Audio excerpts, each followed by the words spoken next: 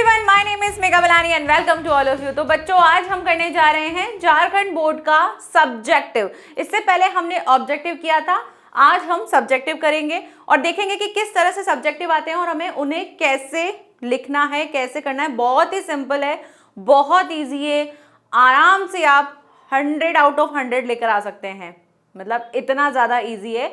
तो बस थोड़ी सी तैयारी करनी है, थोड़ा आंसर लिखने की प्रैक्टिस करनी है, दैट्स इट। बाकी इतना कुछ भी हार्ड टफ कुछ नहीं है। पैसेज भी जो है वो बहुत ही इजी आता है और बाकी आपका जो लिटरेचर पार्ट है वो भी बहुत सिंपल ही होता है, बहुत ज़्यादा डिटेल में नहीं पूछा जाता है। ठीक है, चलिए स्टार्ट करते हैं। 10th क्लास का मॉडल पेपर है ये झारखंड बोर्ड का, जिसमें हम आज करने वाले हैं सब्जेक्टिव पार्ट। चलिए लेट्स स्टार्ट। सबसे पहले हम देख लेते हैं कि पेपर पैटर्न कैसा है और क्या क्या चीज़ें हैं और क्या क्या इंस्ट्रक्शंस हैं, जो कि जर्नल इंस्ट्रक्शन होंगे। 1 आवर्स 30 मिनट्स का आपको टाइम मिलेगा और उसी में ही आपको पूरा पेपर जो है कंप्लीट करना होगा। मैक्सिमम मार्क्स होंगे आपके 40 आपके ऑब्जेक्टिव थे, 40 आपके सब्जेक्टिव होंगे। ओके, देन आपको कहा जा रहा है कि अपने ओन वर्ड्स में लिखना है जितना हो सके। क्वेश्चन पेपर में जो भी आंसर्स हैं उनको अच्छे से करना है। ऑल क्वेश्चंस के जो हैं मस्ट बी रिटन टुगेदर। ठीक है, कि भाई जो भी किसी भी पार्ट का कर रहे हो तो उसको सारे क्वेश्चन को एक साथ ही कर लेना। और उसके बाद आता है कि क्वेश्चन जो है वो क्या दे रखे हैं, must be in the context of the instructions given. जो भी आपको दे रखे हैं वो इंस्ट्रक्शंस के साथ ही आपको वो क्वेश्चंस करने हैं, क्योंकि हर एक क्वेश्चन में कुछ ना कुछ इंस्ट्रक्शंस होंगे जिनको आपको पढ़ करके ही उसको फॉलो भी करना है। ठीक है, तो चलिए स्टार्ट करते हैं। सबसे पहले दे रखा है, देखो क्वेश्चन पेपर को अच्छे से ध्यान से पढ़ना है। ये नहीं कि अच्छा पैसेज है ना, बस इसमें पैसेज ही तो करना है। आपको पैसेज का हर एक क्वेश्चन, चाहे पैसेज हो चाहे कुछ भी हो, पेपर की एक भी लाइन आपको मिस नहीं करनी है। आपको पूरा पेपर अच्छे से पढ़ना है, क्योंकि पेपर में देखना ऐसी ऐसी चीजें होंगी जो आप सोचोगे ओ ऐसा भी था क्या, ये भी करना है। तो ऐसी सारी चीजों के लिए आपको लाइन से पढ़ना है, मतलब लाइन टू लाइन अपने पेपर को पढ़ना है। Read the passage given below and the answer any 5 questions. क्या दे रखा है, एनी 5 दे रखा है। अब एनी 5 मतलब 5 ही करने हैं, तो ज्यादा ही होंगे। अब ज्यादा होंगे तो कैसे करेंगे, हम तो सोचेंगे ठीक है पैसेज है, पढ़ो सॉल्व करो खत्म बात, सारे क्वेश्चन कर देंगे। लेकिन 1.5 घंटा भी है, उस चीज का भी तो ध्यान रखना है और उसके अकॉर्डिंग हमें पेपर करना है। तो अगर आई थिंक शायद 6-7 होंगे क्वेश्चन, अगर हम 7 के 7 करेंगे, उन 7 के 7 को सोचेंगे, तो हम बहुत ज़्यादा क्या कर देंगे, अपना टाइम भी वेस्ट कर लेंगे। हो सकता है हम ऐसे क्वेश्चंस कर लें जिसमें हम थोड़े से डाउट हो हमको, तो हम वो भी कर देंगे और स्टार्टिंग के 5 ही हमारे चेक हो जाएंगे। तो इन सब चीज़ों से बचने के लिए आपको ध्यान रखना है कि हमको सिर्फ और सिर्फ 5 क्वेश्चंस ही करने हैं। तो जो बेस्ट आते हैं, जो आराम से आपसे फाइंड हो जाते हैं, आप उनको कर सकते हो। ठीक है, चलिए स्टार्ट करते हैं। सबसे पहले पैसेज पढ़े नहीं, पहले हम क्वेश्चंस देख लेते हैं, उसके बाद हम पैसेज पे आएंगे। ओके, चलिए तो क्वेश्चन नंबर 1 देखते हैं क्या है। What is the life span of domesticated horse. Horse, जो डोमेस्टिकेटेड हॉर्स होते हैं उनकी लाइफ कितनी होती है। नेक्स्ट क्वेश्चन है, how can one count a horse age. Horse की एज कैसे काउंट कर सकते हैं हम, ये क्वेश्चन है। नेक्स्ट है, why it is not safe to stand behind a horse. क्यों सेफ नहीं है एक घोड़े के पीछे खड़ा होना। तो हमें अपना दिमाग नहीं लगाना है कि हाँ हमको नॉलेज है क्यों नहीं खड़ा होना है, नहीं, हमको पैसेज के अकॉर्डिंग करना है। ओके, नेक्स्ट है, how do horses help humans. Humans के कैसे हेल्प करते हैं हॉर्स, देखेंगे। नेक्स्ट है, find out the antonyms of the indirectly form of the given passage. आपको क्या करना है, ये जो इनडायरेक्टली है इसका एंटोनिम्स जो है वो आपको फाइंड करना है। तो एंटोनिम्स क्या होता है, जस्ट उल्टा होता है। तो इसका देख लेंगे हम कि क्या होगा। ठीक है, आगे और भी क्वेश्चन है वो भी देख लेते हैं। नेक्स्ट है आपका question number 6, make meaningful sentences with the given words. आपको ये वर्ड दे रखे हैं, इनसे आपको मीनिंगफुल सेंटेंसेस बनाने हैं, मैंने ऑलरेडी आपको यहाँ पे गिवन कर दिया है। नेक्स्ट है, कंप्लीट द सेंटेंसेस। आपको इन सेंटेंसेस को कंप्लीट करना है पैसेज को देखते हुए। ठीक है, अब आगे बस यही है ना। तो चलिए देखिए, अगर आप देखोगे तो आपको कितने हैं, टोटल 7 क्वेश्चन हैं। हमको कितने करने हैं, हमको ओनली 5 अटेम्प्ट करने हैं, राइट। अब आपको जो जो अच्छा लगता है, जो जो इजी लगता है आप उसे करिएगा, बाकी को छोड़ दीजिएगा। तो कैसे करोगे, जैसे मान लो आपका सेक्शन जो भी आप चल रहा है उस सेक्शन को लिखेंगे, उसके बाद जो आपका क्वेश्चन है पैसेज लिख देना इधर, और पैसेज के बाद आप जो जो क्वेश्चन करने वाले हैं, जैसे इसमें आप 1 करने वाले हैं, 2 करने वाले हैं, फिर 3 करने वाले हैं, फिर 4 करने वाले हैं, 5 नहीं आ रहा, फिर 6 करेंगे, फिर 7 कर रहे हैं, तो ऐसे करके आप अपने 6 हो गए मेरे तो, ठीक है, तो ऐसे करके आप अपने क्वेश्चंस को करेंगे, ठीक है। तो जैसे जो जो आपको आ रहा है, बेस्ट लग रहा है, आप उसी को करेंगे। ऐसे नहीं कि अरे 2 और भी आ रहे हैं वो भी कर देते हैं, नहीं, आपको ओनली 5 ही करने, क्योंकि स्टार्टिंग के 5 ही आपके चेक होंगे, बाकी फिर नहीं होंगे तो वो गड़बड़ हो जाएगी। तो जो बेस्ट आता है उसी को करना है। चलिए, कंप्लीट द सेंटेंसेस, ये कोई रॉकेट साइंस नहीं है। क्यों? क्योंकि इसको क्या करना है, ये लाइन देखनी है, लाइन देख करके सीधा पैसेज में जाके देखना है कि यार ये लाइन कहाँ से शुरू हो रही है और जहां तक फुल स्टॉप हो रहा है वहां तक की इस लाइन को कंप्लीट करना है। तो कुछ अपने से तो कुछ करना ही नहीं है, सिर्फ देख करके उतारना है, ये कर सकते हैं हम। इस वाले में काफी बच्चों को प्रॉब्लम हो सकती है कि भाई एंटरटेनमेंट से हमको कोई एक मीनिंगफुल सेंटेंस बनाना है, तो उसके लिए हमको थोड़ी सी दिक्कत हो सकती है, तो आई थिंक आप इसको स्किप कर सकते हो, है ना। दूसरा, प्रिवेंट्स मीन्स क्या होता है, एंटरटेनमेंट क्या होता है, एंटरटेनमेंट मतलब मनोरंजन होता है, प्रिवेंट्स मतलब किसी चीज को रोकना, किसी चीज को मना करना, उसके संबंध में होता है। तो उससे रिलेटेड 2 सेंटेंसेस, आपको एक एक सेंटेंस लिखना है जो कि पैसेज का नहीं होना चाहिए, आपको मीनिंगफुल एक सेंटेंस बनाना है। There will be live entertainment throughout the day, ठीक है। नेक्स्ट है learn from the mistakes of others and prevent your own, ठीक है। तो ये 2 सेंटेंसेस है जिसको आप कर सकते हो, लेकिन अगर आपको लगता है कि मैं इसको बहुत अच्छे से जस्टिफाई नहीं कर सकता हूं तो आप इसे स्किप कर सकते हो, एक क्वेश्चन ये नहीं करेंगे। चलिए आगे देखते हैं। नेक्स्ट अब आता है यहां से, अब इसमें से जो आपको इजी लगते हैं क्वेश्चंस वो आप उसको अटेम्प्ट कर लेना। तो यहाँ पे देखते जाते हैं और किस किस के मिल रहे हैं, उन सभी मैं आपको सारे ही करवा रही हूँ, लेकिन आपको कोई भी 5 करने हैं। चलिए, What is the life span of domesticated horses, एक तो हमको लाइफ वाला देखना है। चलिए अब फटाफट से हम इसको रीड करते हैं और रीड करके अपने आंसर्स फाइंड करने की कोशिश करते हैं। The horse is a domesticated one toed hoofed mammal. The natural life span of the domesticated horse is about 20 to 30 years. मिल गया हमको। Natural life span of a domesticated horse is about 25 to 30 years. ये हो गया हमारा first का answer. Clear? Next question देखते हैं। Next question क्या था? How can one count a horse age? देखिए आगे, 10 years down from what it was in the wild. One can tell a horse age from the number of teeth it has. कैसे कर सकते हैं हम और हॉर्स की एज को काउंट कैसे कर सकते हैं? उसके टीथ के नंबर्स को देख करके हम उसकी एज को काउंट कर सकते हैं। तो ये मिल गया हमको हमारे सेकंड क्वेश्चन का answer. How can one count a horse age? तो कैसे कर सकते हैं? वन कैन, अब यहाँ पे टेल दे रखा है ना, इस टेल की जगह काउंट लिख देना, क्योंकि क्वेश्चन में क्या बोला है? काउंट बोला। तो थोड़े थोड़े से आपको मॉडिफाई करने अपने आंसर्स को, बाकी आप इसमें से देख लीजिए यहां तक, ठीक है। ये हो गया हमारा क्वेश्चन नंबर 2 का answer. Moving to the next question क्या है? What is not safe to stand behind a horse? Horse के पीछे क्यों नहीं खड़े हो सकते हैं? आगे रीड करना स्टार्ट करते हैं। They get all their teeth by the age of 5, after which those teeth just get longer. ये बता रहे हैं कि भाई हॉर्स जो होते हैं उनके टीथ जो है 5 ईयर्स की जब उनकी एज होती है तभी सारे उनके टीथ आ जाते हैं। फिर बस क्या होता है, टाइम टू टाइम वो क्या करते हैं, वो सिर्फ और सिर्फ लार्ज होते जाते हैं, मतलब साइज में बड़े होते हैं, टीथ उनके पूरे आ जाते हैं 5 ईयर्स के होते जब। तो horses can't breathe through out their mouth, वो अपने माउथ से ही नहीं लेते हैं। दे हैव 10 डिफरेंट मसल्स होते हैं उनके ईयर्स के आसपास जहां से वो ब्रीथ करते हैं। Horse can a nearly 360 degree all around vision. Horse जो होता है वो 360 डिग्री पर अपना देख सकता है, बट क्या होता है, the only place they can not see in is directly. यहां से हमको एक और क्वेश्चन का आंसर भी मिल गया, डायरेक्टली, जो कि सिनोनिम है किसका? इनडायरेक्टली का, ठीक है। तो यहां से हमको इसका क्वेश्चन का भी आंसर मिल गया। तो इसमें क्या करना है, सिर्फ और सिर्फ लिख देना है डायरेक्टली। ओके, नेक्स्ट है how do horses help humans? एक ये था, why it is not safe to stand behind a horse. इसका आंसर हम यहां देखेंगे।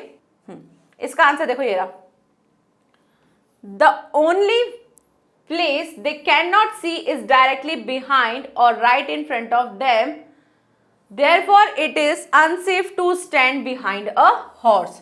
ठीक है, ये हो गया हमारा किसका आंसर? ये हो गया हमारा क्वेश्चन नंबर आई थिंक 3 था, yes question number 3। Next question, last question है यहाँ पर, how do horses help humans, human की हेल्प कैसे करते हैं हॉर्स, तो देखते हैं आगे। Each of the horses two eyes work independently, a horse can sleep standing up as he is able to lock his leg muscles which prevents him from falling. As horses become more domesticated, humans have developed more use for them. ये आ गया use for them, such as serving as means of transportation, sources of entertainment, etc. Today, horses can be found in the care of humans all over the world. ठीक है, तो यहाँ से हम लिख सकते हैं इसका आंसर। पहले थोड़ा क्वेश्चन में से देख लेना, ठीक है, तो यहां से लिखना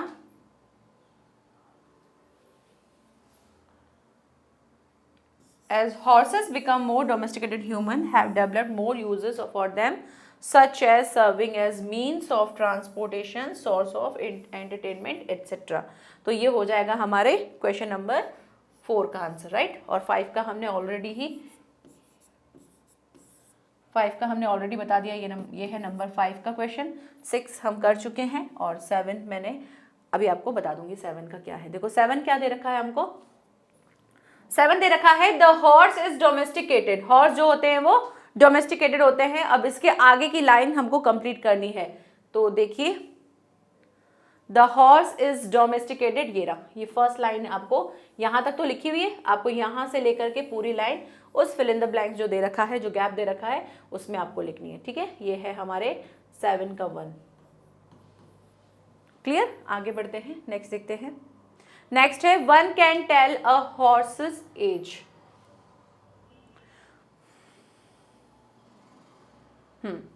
हॉर्सेस एज यहां से ये रहा, from the number of teeth it has, ठीक है, ये हो जाएगा आपका 7 का 2, ठीक है। तो इसको आपको फिल इन द ब्लैंक्स जो भी है उसके आगे का लिखना है। तो कितना इजी था पैसेज करना, 10 मार्क्स हमको अर्न करने का बहुत इजी तरीका है। बस आपको अच्छे से पैसेज को पढ़ना है, जो आपको टफ लगता है उसको स्किप कर देना। देखो जैसे इनडायरेक्टली था, तो मे बी कोई ऐसा वर्ड आ जाए जो आपको टफ लगे तो आप उसको स्किप कर सकते हो, आप उसकी जगह दूसरा कोई क्वेश्चन कर सकते हो, ठीक है।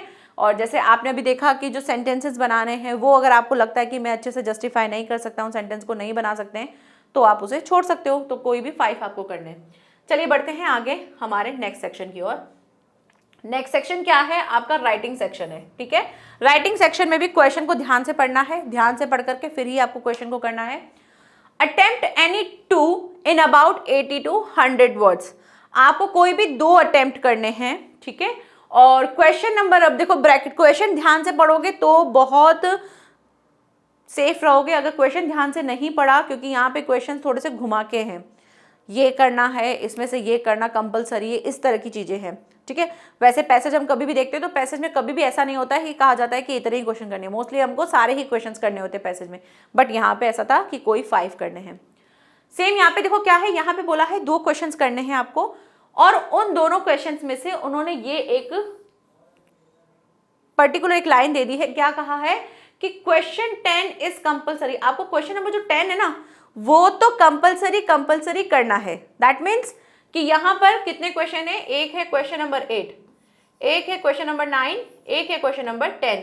मीन्स राइटिंग सेक्शन में आपको 3 क्वेश्चन मिलेंगे, ठीक है। अब इस राइटिंग क्वेश्चन में क्या करना है, इन्होंने बोला है कि जो 10 नंबर क्वेश्चन है ना, ये तो करना ही करना है। दैट मीन्स कि 2 में से एक तो ये वाला करना है, बाकी दूसरी आपको चॉइस दी है कि 8 और 9 में से आपको कौन सा करना है, ठीक है। तो 8 और 9 में से जो भी आपको लगता है सही, जो आपको लगता है कि इसमें मैं अच्छे से कंटेंट लिख सकता हूं, लिख सकती हूं, उसको आपको अटेम्प्ट करना है। बाकी 10 नंबर तो उन्होंने कहा है भाई करना ही करना है, आता है नहीं आता है जो भी है सब यही है, ठीक है। तो 10th तो आपको करना ही करना है। तो चॉइस बची नहीं, बस सिर्फ इन 2 में बची है, तो इन दोनों में से आपको कोई एक लेना है। क्वेश्चन नंबर 8 क्या दे रखा है, write a letter to your younger brother describing him the importance of time. बहुत ज्यादा ऐसा लेटर जो है इस इनफॉर्मल लेटर के बहुत ज़्यादा फॉर्मेट मैंने देख लिए हैं, मतलब बहुत सारे क्वेश्चन मिल रहे हैं और सब पे आपको यही मिल रहा है कि अपने ब्रदर को ये बताओ, टाइम ऑफ इम्पोर्टेंस, अपने ब्रदर को एग्जामिनेशन के लिए बताओ, अपने ब्रदर को अपने किसी टूर के बारे में बताओ कि आप किस टूर पे गए थे, किस जगह पर यात्रा पर गए थे, उसके बारे में बताओ। तो इससे रिलेटेड बहुत सारे क्वेश्चन आ सकते हैं कि पढ़ाई से रिलेटेड, आप फर्स्ट डिवीज़न आए हो या आपने अच्छे मार्क्स स्कोर किए हैं, तो इनसे रिलेटेड आपको लेटर मिल सकता है। तो उसी का ही एक ये दे रखा है।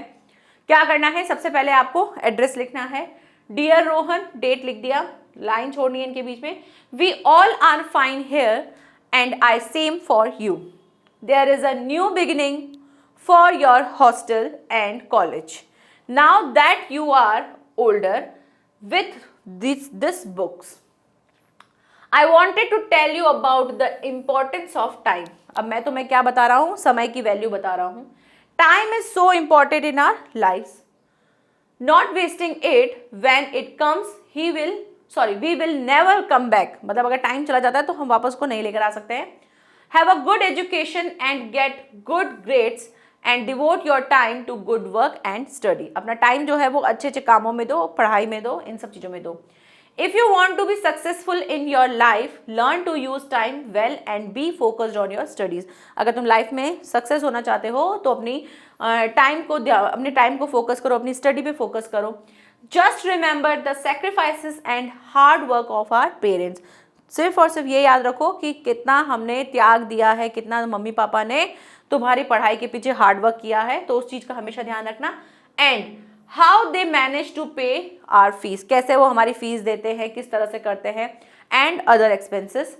Wishing you very good luck for your future. ठीक है, तो योर ब्रदर सोहन। कोई इतना ज्यादा हमने टफ वर्ड्स नहीं है, सिंपल वर्ड्स हैं और उनसे आपको एक लेटर लिखना है।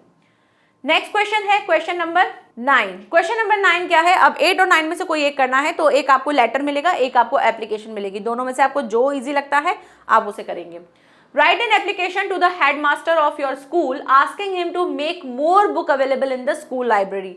ये टॉपिक तो भैया इतना इंपॉर्टेंट है ना, एक बुक्स का, एक स्पोर्ट्स का, एक कौन सा होता है, एक आपका वो होता है सेफ वाटर वाला या क्लीन वाटर से रिलेटेड।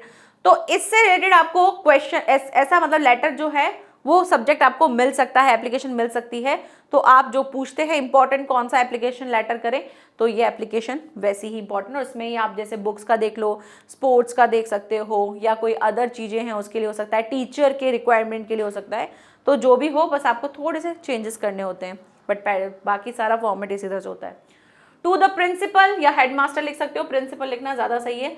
स्कूल नेम, जो भी आपको स्कूल नेम गिवन है तो लिखना, नहीं है तो कोई भी आप स्कूल नेम लिख सकते हो, अपना मत लिखना, कोई भी दूसरा नेम लिख देना। प्लेस, जगह कहाँ पर है वो लिख देना। डेट लिख देना। सब्जेक्ट लिखना requested for more books in library, भाई बहुत ज़्यादा और बुक्स चाहिए, उसके लिए हम रिक्वेस्ट कर रहे हैं। Respected sir, with due respect I beg to state that I am studying in class, जो भी आपकी क्लास है वो लिखेंगे, at your school. I want to inform you that there are not enough books available in the library for the students to read. भाई students के पास read करने के लिए ज़्यादा बुक्स नहीं है। There is no science, English grammar and examinations preparations books in the school library. क्या नहीं है भाई, साइंस, इंग्लिश ग्रामर या जो भी आपको सब्जेक्ट लगता है वो अब लिख देना। वो जो है हमारी बुक्स जो है लाइब्रेरी में नहीं है। Due to lack of the books की कमी होने की वजह से क्या हो रहा है, our studies are not being done properly, हमारी जो स्टडी है वो प्रॉपरली यानी कि ठीक से नहीं हो पा रही है। So I request you to kindly buy these books and latest editions books so that we can cover the entire syllabus easily. ठीक है, कि हम सारा सिलेबस जो है वो कवर कर सके, लेटेस्ट सिलेबस जो हो जिसमें हो ऐसी सारी बुक्स जो है आप अरेंज करने की क्या करें, कोशिश करें। थैंकिंग यू, योर ऑबिडेंटली या फेथफुली, कुछ भी लिख सकते हो, दोनों में से कोई एक लिखना है, दोनों मत लिख देना, कोई भी एक लिखना है। नेम लिख देना, क्लास लिख देना, रोल नंबर चाहो तो वो भी लिख देना। ठीक है, तो इस तरह से आपको एक एप्लीकेशन करनी। तो क्वेश्चन 8 और 9 में से कोई एक लेना है, लेकिन क्वेश्चन नंबर 10 हमको करना ही करना है। तो क्या दे रखा है, write a paragraph on the happiest day in your life. आपकी लाइफ का सबसे खुशियों वाला पल जो है उसके बारे में लिखना है। My happiest day were when the results were declared of 10th standard।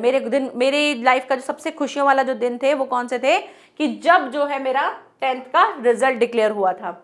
And I secured the top position in school. मैंने क्या किया था, मैंने जो है पहली पोजीशन जो है, टॉप पोजीशन जो है वो स्कूल में सिक्योर की थी। आगे है, it was a great feeling and joyous moment for me. ये बहुत ही ज्यादा अच्छी मोमेंट थी, अच्छी फीलिंग थी मेरे लिए। My parents were also very proud of me and my achievement. That day I enjoyed with my friends and family to the fullest. It was truly a memorable day which I always cherish. From that day I started working hard to maintain my position and to achieve success in every field of life. I realized the real worth of smiles and happiness on the face of my father. I can never forget that moment when I saw the tear of joy in his eyes. It was truly a priceless moment for me. अभी इन्होंने क्या बताया भाई, जब मैं 10th class में मेरा top position आया था स्कूल में, और तब जो है मैंने बहुत ज़्यादा, मुझे प्राउड हो रहा था कि मैंने जो अचीवमेंट किया है। मेरे पेरेंट्स जो हैं उन्होंने भी बहुत ज़्यादा मुझ पे प्राउड किया, मैंने वो बहुत इंजॉय किया। मेरी फैमिली जो थी वो सब लोग खुश थे, ठीक है। बहुत ही मेमोरेबल डे था, बहुत ज़्यादा हार्ड वर्क करने के बाद मिला था। तो ये सब चीज़ें जो हैं, हैप्पीनेस जो मैंने मेरे पापा की खुशी, मेरे पापा की आंखों में जो खुशी देखी, जो खुशी के आंसू देखे, वो बहुत ही ज़्यादा क्या है, अमूल्य है ना, ठीक है। आगे आप बता सकते हो, हैप्पीनेस के बारे में थोड़ा सा ज्ञान दे सकते हो कि if we want to make our life happy then whatever we have achieved in your life. अगर आप जो है अपनी लाइफ को खुश करना चाहते हैं तो उसके लिए आपको जो भी अचीव करना है अपनी लाइफ में, जो भी अचीव करना है तो आप खुश हो जाते हो। In that we should try. इसके लिए हमें क्या करना चाहिए, हमें सेटिस्फाइड होना चाहिए। Only then we will be able to the happy in your life. Because जो है हैप्पीनेस जो है वो सबसे ज़्यादा इंपॉर्टेंट है। अगर आप हैप्पी हो तो आप लाइफ में हर चीज़ अचीव कर सकते हो। अगर आप हैप्पी नहीं हो तो आप कुछ कर भी लो तो भी कोई मतलब नहीं है ना। तो अगर आप खुश ही नहीं होगे तो आप कुछ हासिल करके भी क्या ही खुश हो जाओगे। तो खुश होना ज़्यादा इंपॉर्टेंट है। लाइफ में बाकी चीज़ें तो आती रहती है, अप्स डाउन्स आते रहते हैं, लेकिन हमको खुश रहना बहुत ज़्यादा ज़रूरी है। चाहे कैसी भी सिचुएशन हो, अपने मन को खुश रखो कि यार ठीक है, हो जाएगा, निकल जाएंगे यहाँ से भी, ठीक है। तो when our mind is satisfied only then we will appear happy. हम फिर तभी ही खुश दिखाई दे सकते हैं। The biggest advantage of the being happy is that we will always work with a positive mindset.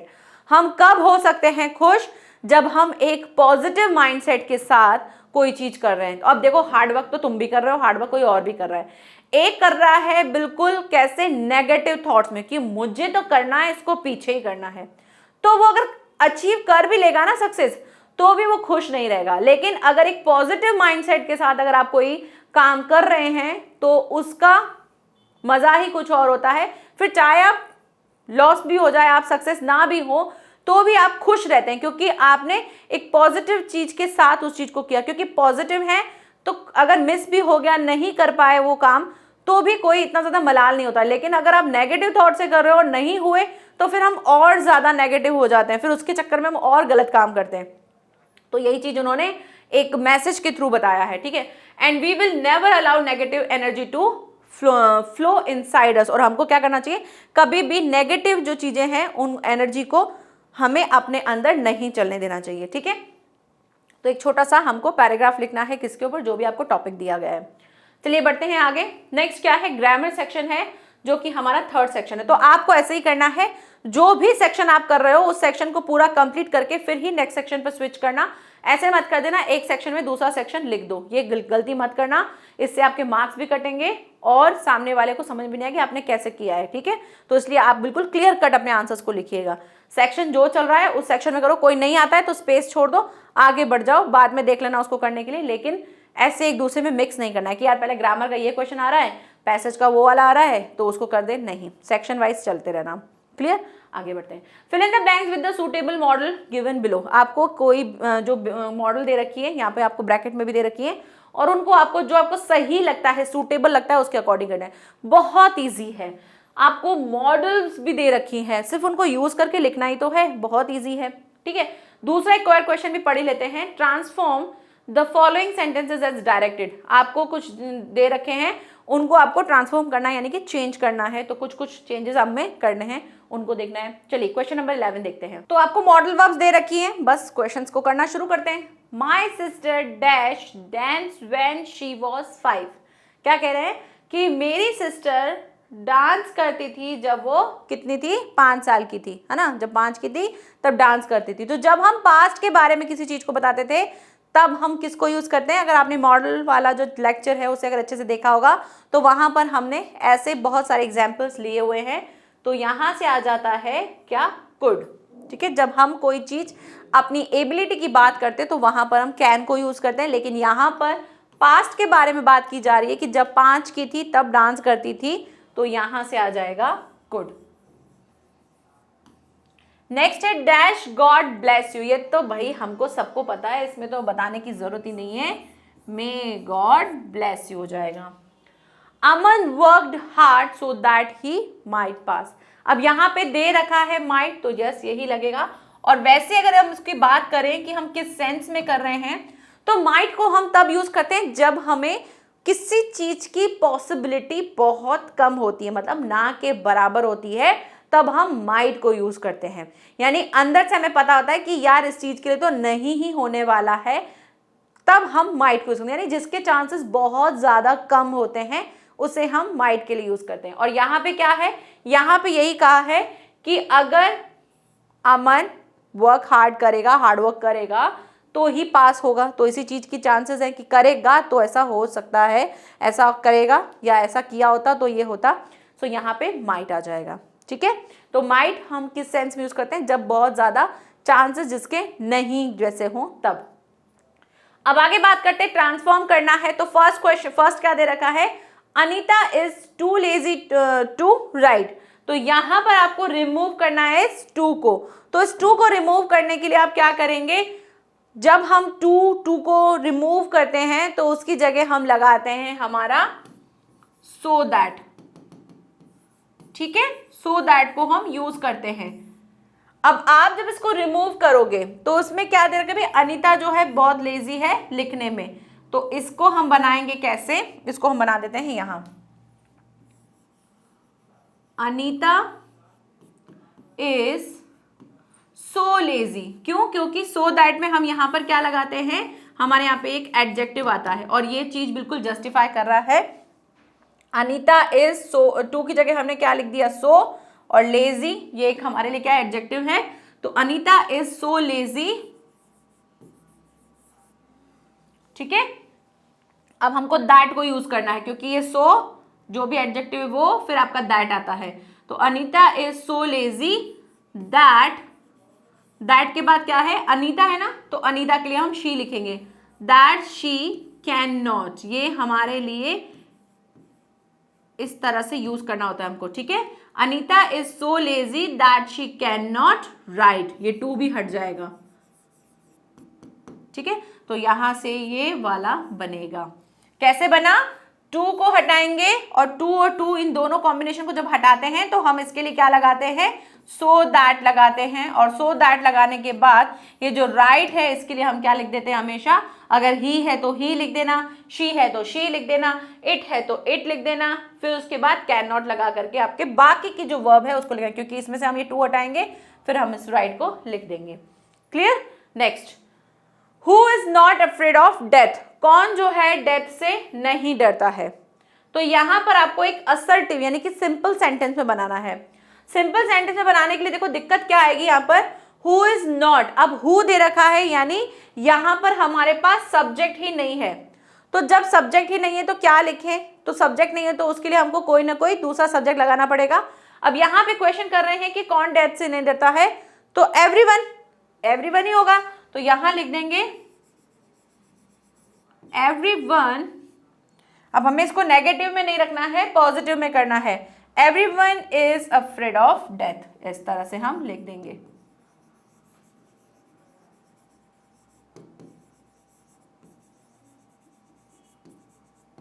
ठीक है, नेक्स्ट क्वेश्चन क्या दे रखा है, सारे ही करने हैं इसमें, कुछ ऐसा नहीं है कि एक करना है दो करना है, जो भी दे रखे हैं गिवन है वो सभी करने हैं। Radha said to me please help me to lift the box. इसको आपको इनडायरेक्ट स्पीच में बनाना है। तो क्या दे रखा है भाई, प्लीज दे रखा है, तो ये क्या है, एक रिक्वेस्टेड फॉर्म में है, इंपैरेटिव सेंटेंस है। चलिए बनाना शुरू करते हैं। तो यहां जो सेड टू दे रखा है इसकी जगह हम क्या लिखेंगे, रिक्वेस्टेड लिखेंगे। राधा रिक्वेस्टेड मी, इनको हटाएंगे तो क्या लगाते हैं, टू लगाएंगे। प्लीज हट गया क्योंकि हमने इसके लिए रिक्वेस्टेड लिख दिया है। Radha requested me to help. अब बाकी चीजें चेंज नहीं होती है इंपेरेटिव में, टेंस वाइज चेंज नहीं होता, लेकिन अगर कोई प्रोनाउन है तो उसको चेंज करना जरूरी है। हेल्प के बाद क्या दे रखा है, मी दे रखा है। मी क्या है, आई के फॉर्म में यूज होता है, राइट। तो ये एक किससे यूज होगा, ये हमारे सब्जेक्टिव वाले चीज से चेंज होगा। तो सब्जेक्टिव क्या है, राधा है। और राधा के लिए हम क्या करेंगे, राधा एक गर्ल है तो शी का हम इसका क्या बनाएंगे, ऑब्जेक्टिव फॉर्म बनाएंगे। तो शी का ऑब्जेक्टिव फॉर्म क्या होगा, हर होगा। तो हो जाएगा Radha requested me to help her to lift the box. ठीक है, इस चीज का बहुत ज्यादा ध्यान रखना है कि इंपेरेटिव में हमारा टेंस चेंज नहीं होता, लेकिन अगर कोई प्रोनाउन दे रखा है तो उसको हमको जरूर चेंज करना है। ओके, तो यहां पर ये सभी के क्वेश्चंस हमारे हो गए। बढ़ते हैं आगे। ग्रामर के बाद नेक्स्ट देखते हैं क्या है। नेक्स्ट आ जाता है आपका लिटरेचर पार्ट, और लिटरेचर पार्ट करना शुरू करते हैं। Read the extract given below and answer the question that follow. आपको कुछ दे रखा है, उसको पढ़ना है एक्सट्रैक्ट को और आंसर्स देने हैं। क्या क्या दे रखा है पहले देख लो कौन सा है। I am an orphan roaming the street, I pattern soft dust with my hushed bare feet, the silence is golden and the freedom is sweet. ठीक है, तो ये कौन सा चैप्टर है और कौन सी पोम है, ये अमांडा वाली पोम है। Okay, name the poem from where this extract has been taken. तो आपको ध्यान से सारी पोम पढ़ लेना ताकि आपको पता रहे कि कौन सी पोम से आया है। प्लस इसके साथ साथ आपको क्या करना है, जो भी आप पोम लेंगे उस पोम के साथ उसके पोइट का भी नेम आपको याद रखना है, क्योंकि आपको क्वेश्चन यही मिलने वाला है। तो जो भी पोम है उस पोम को भी पढ़ना, पोम के साथ साथ उनके पोइट का भी नाम जरूर याद रखना, क्योंकि यहाँ पे क्वेश्चन आने वाला है। क्योंकि नेक्स्ट क्वेश्चन यही है, who has written these lines. कौन जो है इस लाइन को लिखा है। ठीक है, किसने इस लाइन को लिखा है, तो who has written these line. Next आता है व्हाट इज शी डूइंग, क्या कर रही है, यानी अमांडा जो है वो क्या कर रही है।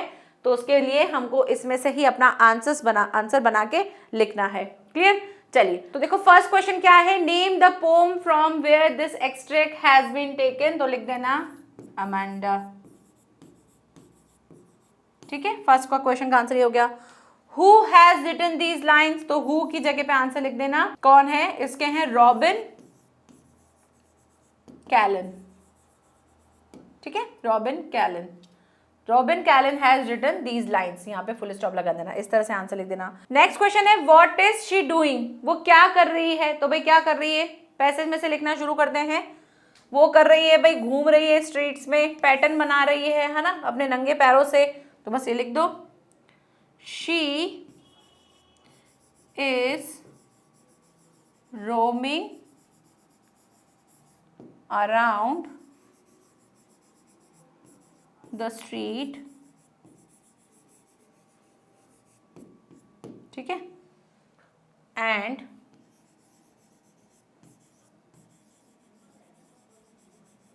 draw pattern soft dust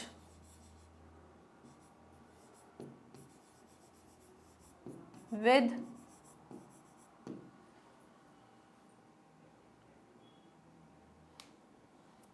her।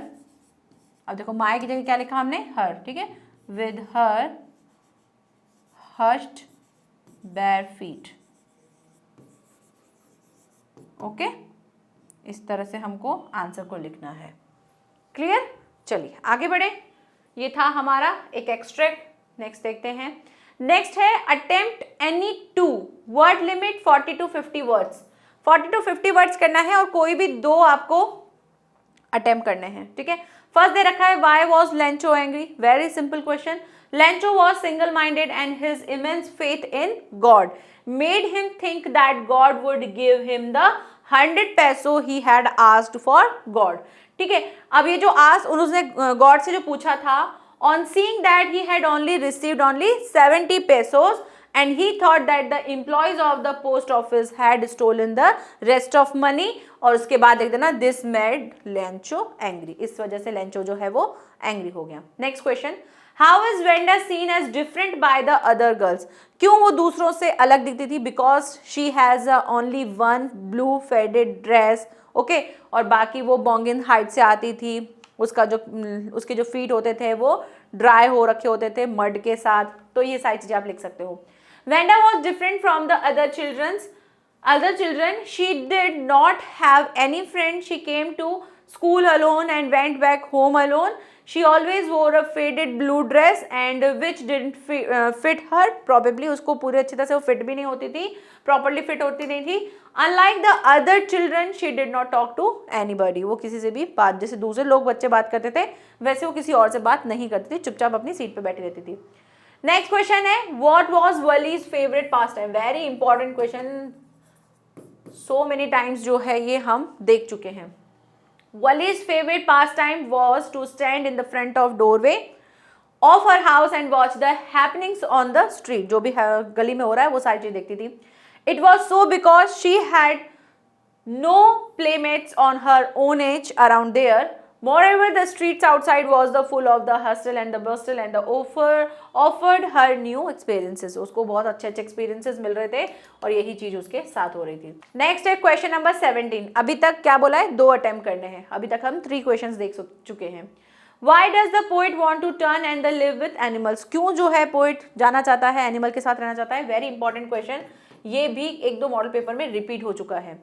The poet desires to live among the animals because they do not complain about their conditions like human beings. वो अपनी complain नहीं करते हैं human beings की तरह. They do not have the craze of the possessing materialistic things. जो materialistic things होती हैं उनके लिए अपना possessive नहीं दिखाते हैं, ठीक है. The animals do not have to bow the another of their kind. किसी भी और तरह की चीज़ों की मांग नहीं करते हैं. They are all equals and they remain satisfied. वो सभी अपने आप को इक्वल मानते हैं और हमेशा अपनी चीज़ों के लिए सेटिस्फाइड रहते हैं, ठीक है. नेक्स्ट अब आ जाता है आपका लास्ट क्वेश्चन, जो कि क्या दे रखा है? Attempt any one. कोई भी एक आपको अटेम्प्ट करना है. क्या है? 80 to 100 वर्ड्स में करना है. तो देखिए इससे पहले वाले में 4 क्वेश्चन थे, 4 में से आपको 2 करने, तो इतना तो हम आराम से कर लेंगे. 4 में से कोई 2 करने तो हमको आ जाएगा, इतना ज़्यादा हार्ड नहीं होगा. फिर नेक्स्ट है आपको कोई भी 2 अटेम्प्ट करने जिसकी 80 to 100 लिमिट्स होनी चाहिए. मीन्स आप कम से कम 1 पेज का या 3/4 पेज का आप अपने इसमें आंसर लिखेंगे ही लिखेंगे. क्या दे रखा है? Who was Horace Denby and what kind of a person was he? कौन था हॉरेस डेनबाय और वो किस टाइप का? तो वो एक लॉक बनाने का उसका बिजनेस था, ठीक है. तो ये सब चीज बता सकते हो. Horace Danby was a locksmith. वो क्या बताता था? लॉक बनाता था. He was a very successful businessman. वो बहुत ही अच्छा सक्सेसफुल बिजनेसमैन था. He had 2 assistant to help him. उसके पास 2 असिस्टेंट भी थे जो उसकी हेल्प करते थे. Being good and respectable. वो अच्छा था, रेस्पेक्टेबल था, बट वो ऑनेस्ट नहीं था. Horace Denby was a meticulous planner and but still he flattered. He used to plan his robberies. वो क्या करता था? बहुत ही अच्छे से चोरी करने के लिए बहुत अच्छे प्लान बनाता था. He knew all the details of the short over जो था ग्रेंज जहाँ से उसको चोरी करनी थी, उसकी सारी डिटेल्स वो निकालता है. He knew the time when there would be, यानी वो जा सकता है उस हाउस में, उसके लिए उसने एक टाइम जो है वो भी पता कर लिया था. ये सब चीज़ों में वो बहुत ज़्यादा माहिर था. ये सारी चीज़ें वो आराम से कर लेता था, ठीक है. तो ये सब आपको लिखना है. नेक्स्ट क्वेश्चन है, हाउ इज मिसेस पम्फ्रे जो है responsible for Tricki's alignment? Tricky के इस हालत की जिम्मेदार जो है मिसेस पम्फ्रे हैं, वो कैसे हैं? तो भाई मिसेस पम्फ्रे जो थी वो क्या करती थी? ट्रिकी को एज अ ह्यूमन बीइंग समझती थी, इसीलिए वो उसको उसी तरह से खिलाती. जैसे हम लोग जो हैं कमजोर हो जाते हैं तो हमको खिलाया जाता है, अरे खाओ खाओ खाओ थोड़े मोटे ताजे हो जाओ. तो वैसे ही वो ट्रिकी के साथ भी ट्रीट करती थी और उसके लिए अलग अलग वो कोट रखना, खाने की डिशेस जो हैं वो अलग अलग उसके होते थे, बोल अलग अलग होते थे. तो ये सब चीज़ें वो उसके साथ करती थी. तो Mrs Pumphrey was a responsible for Tricki's alignment as she treated Tricki as a human being. She gave him a complete human diet. वो बिल्कुल complete उसको human diet जैसी देती थी. She gave him wine, cake, cold liver oil, a bowl of the Horlicks and many things to eat, and provide him a luxurious life. उसको बहुत ही बढ़िया सी life देती थी. Tricki was ready to eat at any time at any hour of the day. वो कभी भी उसको खिलाओ वो हमेशा ही खा लेता था। आप इसमें चाहो तो नेवर रिफ्यूज टू फूड, ये वाली लाइन भी आप लिख सकते हो। He didn't do any type of exercise, वो किसी भी टाइप की कोई एक्सरसाइज नहीं करता था। एंड ड्रैंक लेस वाटर, बिल्कुल कम पानी पीता था। Because of the things given by Mrs Pumphrey to Tricki to eat, there was a lot of fat store in his body. इस वजह से क्या हो गया था, उसको बहुत सारा फैट हो गया था उसकी बॉडी में। And he became as a ball of silk, वो कैसा हो गया था, बिल्कुल ऐसा गद्दीदार बन चुका था। In this way Mrs Pumphrey was responsible for Tricki's alignment, और इस वजह से ट्रिकी के इस हालत की जिम्मेदार कौन थी, मिसेस पम्फ्रे थी। ठीक है, तो यहाँ पर आपको 2 क्वेश्चन में से कोई एक करना है और यहीं पर ही हमारा ये मॉडल पेपर कंप्लीट होता है। Thank you so much. I hope आपको ये पेपर बहुत अच्छे समझ में आया होगा। बहुत सिंपल है, लिटरेचर पार्ट इतना ज़्यादा डिटेल में नहीं है, बहुत ही कम क्वेश्चन आपको यहाँ से पूछे जा रहे हैं।